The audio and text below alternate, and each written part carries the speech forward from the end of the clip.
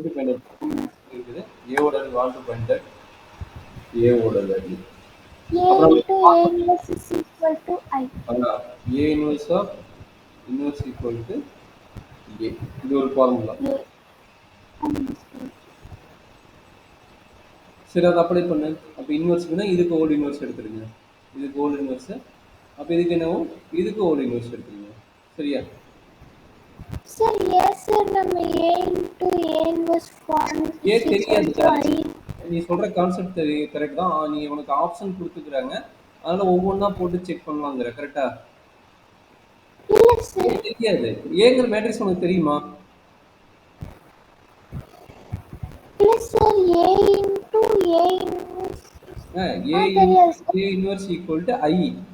But A inverse கொடுத்துட்டாங்க. ஏ தெரியுமா? ஏ தெரியும்னா நீ இது ஒவ்வொரு வேல்யூ கொடுத்து செக் பண்ணணும். ஒவ்வொரு வேல்யூ கொடுத்து செக் பண்ணணும். சரிங்களா? Okay sir. சரி, இதை போட்டாலும் உனக்கு ஆன்சர் கிடைக்கும். எது ஒன்று போட்டாலும் ஓகே. இல்லைன்னா அப்சர்வ் இது நான் 4 ஆப்ஷன் போட்டு செக் பண்ணணும். இல்லை எப்படி போடுறதும் பார்க்கலாம். இப்போ இது இன்வெர்ஸ் போட்டால் என்ன கிடைக்கும்? 1/7 இன்வெர்ஸ் 7 7 11 2 1 2 -3 2. கரெக்டுங்களா? 2. ஆமா சார். இன்வெர்ஸ் கரெக்டாமா? இன்வெர்ஸ் ஆமா சார். அப்போ 7 இது வந்து 1/determinant of A. 1/determinant of A என்னது? 4 + 7. அப்போ 1/7 ஆயிருக்கா? 1/7.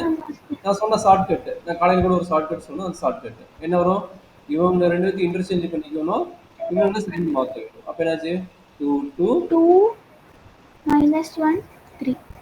கரெக்டாமா? என்னாச்சு? 7 7 கட் ஆயிருச்சு. 7 7 கட் ஆயிருச்சு.